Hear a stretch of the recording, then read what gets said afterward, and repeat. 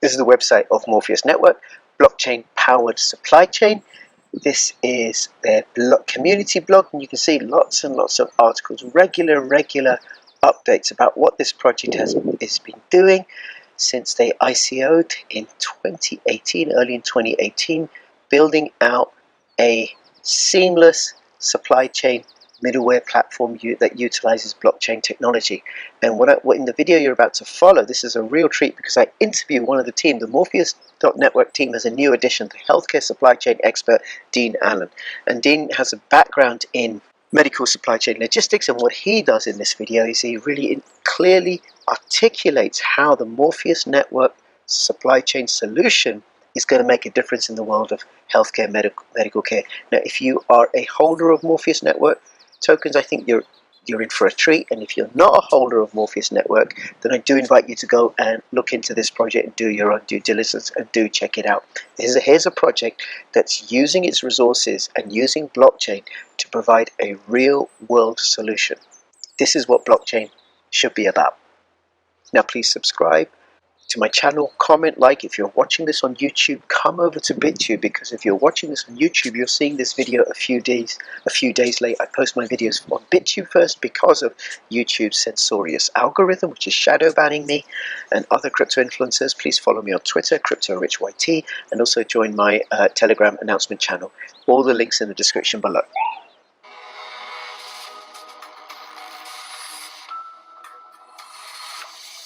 Bitcoin, the best money we've ever had. With a different kind of money comes a different kind of card. A metal card, powered by crypto. Every time you spend, you get 3% back instantly. Want more? We've got that too. Don't like fees? Neither do we. How about these perks? The future is here. Reserve yours now.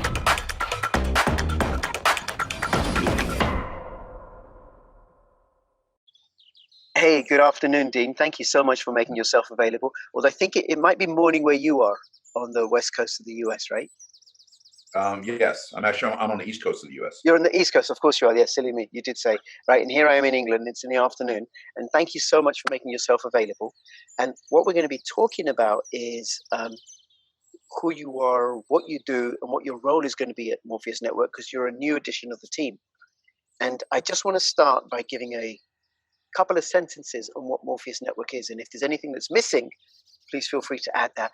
But essentially, Morpheus Network are using the blockchain in order to smooth out all the wrinkles and all the resistance and all the friction in the supply chain. So instead of having lots and lots of different systems that don't necessarily talk to each other, you're going to have one seamless blockchain pipeline of information from the resources all the way through to the retailer and everything in between over the world. Okay. Does that simplify it accurately, Dean?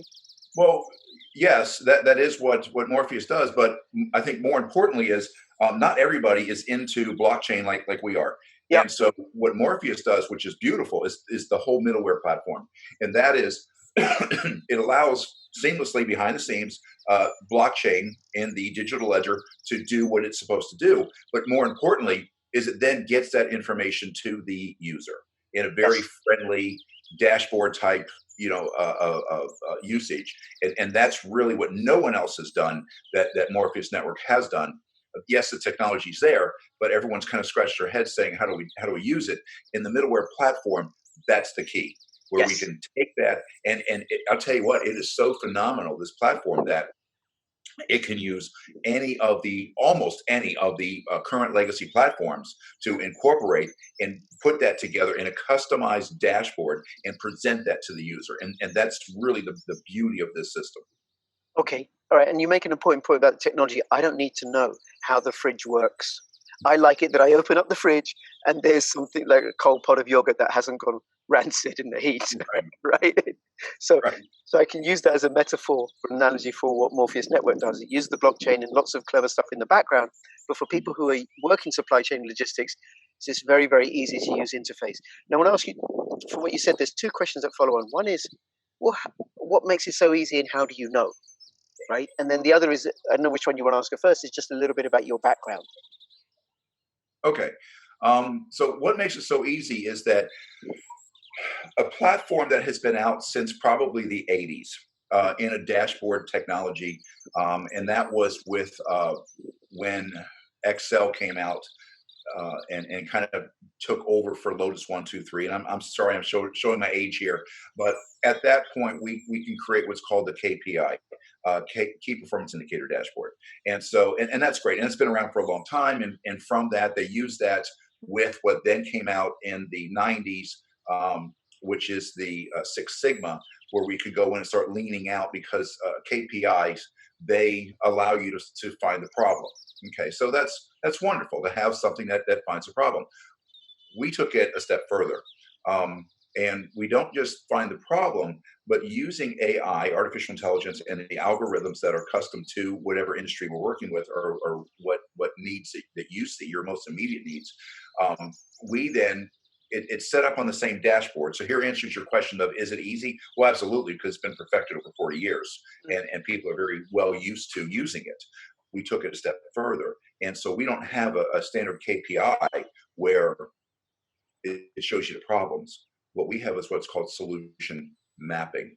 So we take data from your competitors, from other parts of the world, from other, like if you're looking for me, it's medical solutions. So if you're looking at one particular facility inside of a chain of facilities, this facility isn't doing well. This one is. They're almost identical in size and shape. What's the difference? So we can go in and look at the data and say, well, this is doing this one over here. B is doing this, whereas A is not.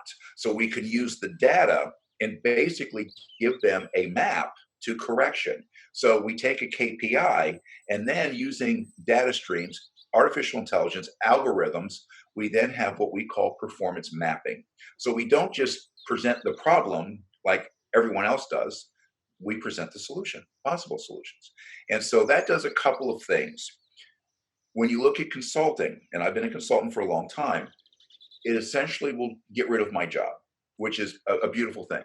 I no longer have to be a consultant and get paid to go in and find the problems and present a solution, because now the algorithms, using the blockchain in the background, collecting everything seamlessly and presenting it in what looks like a standard KPI dashboard, using the AI algorithms now gives you a suggestion and a solution to the problem. So you no longer need me. It's built right in. Wow, that's very, very clever. Very, very, very clever. I mean, my background is not in supply chain logistics, but I can get from what you're saying the value proposition that development is. Absolutely. Okay. So do you want to say a little bit about your background, and then also how you got to work in Morpheus Network, and then your history with blockchain as well? Okay, so I have a colorful background. I dabbled in a lot of things, owned a lot of businesses. I get bored very easily. I'm constantly working on two or three things. I've been in the military, and in the military, I joined a little bit later than most people. So I said, I don't really want to. I'm not gun ho. I want to go fight people. I just kind of want a desk job. I just want to serve my country, do the right thing. So at the time, they said, well, there's two desk jobs. And I said, great, what are they? The first one's called PAC. And I said, okay, what is that? And they said, well, PAC is where they keep track of the soldiers' awards, their benefits, their BAQ, their money. I said, whoa, stop there. You're going to teach someone how to kill with a weapon and put me in charge of their money? Not interested. So the other one was supply. And I said, well, okay, I'm kind of old school, but I said, supply, isn't that like Klinger on the TV show MASH? And they said, yeah, exactly. I said, well, I can do that as long as I don't have to wear a dress like he did. And so that's where I became a supply in the military. And that really kind of, I just really gravitated to that. I really love to see how business works, but no business works unless you have supply, unless logistics is in place. And even when you go back to the building of all the great cities, it was the infrastructure. And if you look at, well, it's bringing the water and the supplies to, and then it's getting rid of the waste. Well, that's basically logistics. So everything works in life as long as you have logistics. And so I really love that. From there, I got out of the military. I got back into one of my side jobs, which was being a radio disc jockey, talking I loved that. It was fun, but then I had a family, so I got out of that, got into real estate. Real estate was going gangbusters. I was making all kinds of money, head over heels, and then that fell apart. So from there, I got into the medical field, and just as a part-time job to continue to feed the family. And then I quickly worked up. I went from CNA and in the States, that's a certified nursing assistant, where basically my job was to wipe butts for a living. And then from there, I worked my way up where I worked with the local supply chain. I worked with the DME, durable medical equipment, ended up leaving the hospital supply chain, worked for a large company that supplied DME, durable medical equipment to hospital facilities.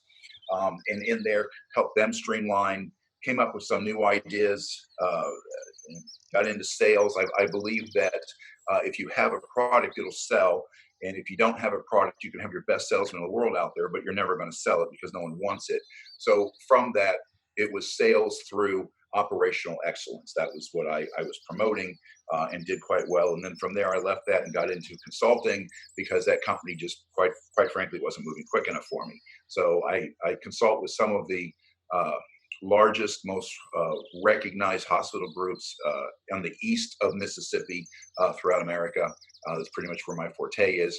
And then from there, I started looking at technology, and there's no reason why we can't take the human element out of some of these things that's these practices that are just eating our capital budget. And for most hospital facilities, the two things that eat the capital budget the most is labor, your staff, and then your durable medical equipment. Things like lasers for surgery, things like the giant Da Vinci scanners, for mapping out possible cancer treatment. So I started looking at how can we use technology to lower the labor cost. And that's where I developed some of these ideas that we now have in practice. But the problem is I didn't have all that technology base behind me with blockchain, with AI. I know of its capabilities due to articles that I read, but how does it actually work? And who can I find that could put all of this together? And so it's really funny because as I was looking for that partner, I was looking for that company that could come in and have that technology and have that base. At the same time, Dan, the CEO of Morpheus Network, was looking for someone who had the knowledge base to get into the healthcare business because he felt like what they were doing in agro and in global supplies could also be put into the healthcare business. So it was really funny because when we met, he was reaching out to me as hard as I was reaching out to him. And when we came together, that conversation was like it was like a love fest. I mean, it was like, yes, you can do that. You can do that. And so for those of you who know Dan and have seen some of the videos with him, his passion is infectious, and then mine as well. And so the two of us it was like, well, I want to do this. And he says, well, I can do that for you. And so, well, we need to do this. And I said, okay. Let's slow down. I'm looking at. When was this? When did you first meet or speak with Dan, roughly? This was the middle of last year. Right. So okay. It hasn't even been a full year. Yeah. And that's what I'm. Dan's like me. When you're on a project, Dan eats, sleeps, breathes this. So he took my information and just ran with it. And here was the big turning point. I talk with a lot of Dans out there.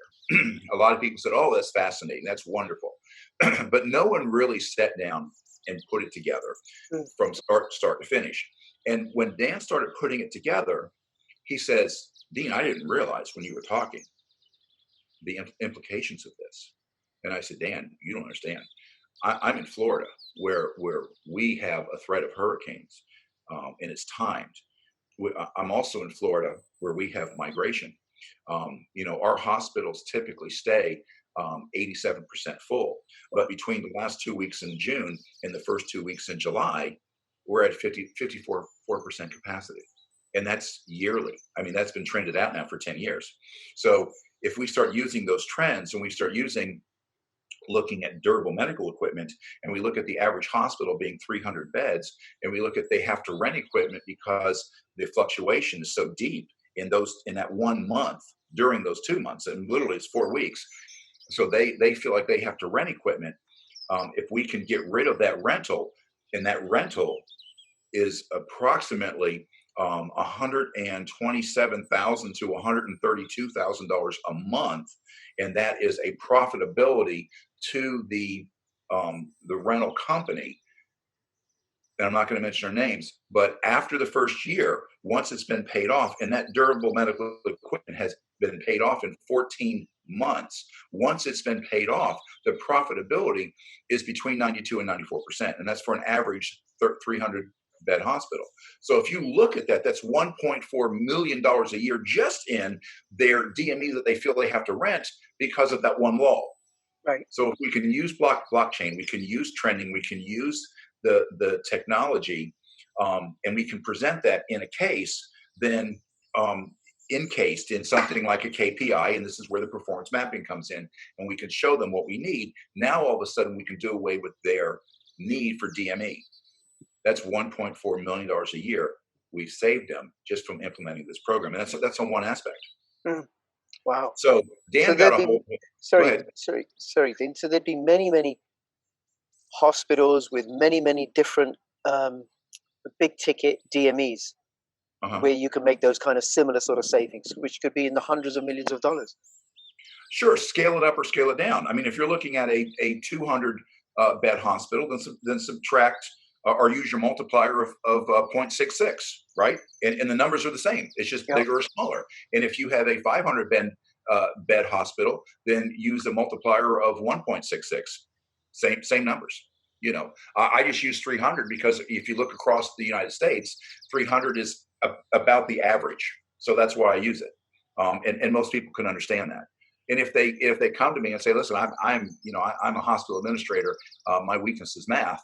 Can you give me some real numbers based on my number, based on the number of beds I have? And I said, well, how many beds you have? And I throw the multiplier at them, right? You know, whatever it is. So when I started talking to Dan about that, he says, well, we have this middleware. And I said, I know. You see, I did all the research on Dan before we got together. That's what I'm saying. I sought Dan out. And actually what I saw in Dan, and I shouldn't say Dan, I should say the whole Morpheus Network, was the whole agricultural. Yeah. When you look at what they're doing in agricultural right now is the same thing that I want to do in the medical. So when people ask me in the medical field constantly, they say, well, is this technology available? I'm like, not only is it available, it's in use. So well, where? And I tell them, and they're like, well, how can we? I said, you don't worry about that. Our platform does that for you. It takes that technology and puts it right here. So when Dan started seeing that, all of a sudden it was like a rabid dog. He was frothing at the mouth. So and that's it. That's his passion. And I'm the same way. It's like, this is here. This is so easy. All we have to do is put it in. So when you start presenting how easy it is, which was the second part of your question, it's because it's something that they've been used, and we don't give them a solution. And we don't give them the problem. They're so used to, okay, well, now you show me the problem. Now we're like everyone else. But when we say based on, here's the solution, now all of a sudden we're the next level that no one else out there has. Very good. And then what about your introduction to blockchain? Did you know about cryptocurrencies before, or did that come about as you researched Morpheus Network? My first introduction to blockchain was my boy. He's younger. And he said a couple years back, he said, we need to get into blockchain, Dad. That's the investment. That's the future. Money's going to be gone. And I said, okay, fine. And of course, being of my age, I was like, whatever. But there is a need for blockchain. And as far as replacing currency, I'm not going to get into that debate. It hasn't 100% yet. Is it going that way? Yeah, I think so. I mean, I'm just kind of sit back and watch what it's doing. Right now, I'm doing quite well in the stock market, by the way. But that was my first introduction. So then I started researching a little bit into blockchain and what it does. And for me, when blockchain was fascinating, and it did take a lot of the fraudulent activity out of any marketplace. And then when I started reading about what a digital ledger is, and how that has to come in and has to be verified, and then from there that starts. All of a sudden, I had an awakening, because the big problem that we're having, and I really wish we had much more time for this, but Um, the big problem that we have always had in hospitals prior to the pandemic is fraud, mostly with China, some in Japan, but mostly those countries. Right now, the Philippines are just their only logistics availability is from Japan and China, and they never know what they're getting. They're just Right. constantly giving money out to hopefully they get that.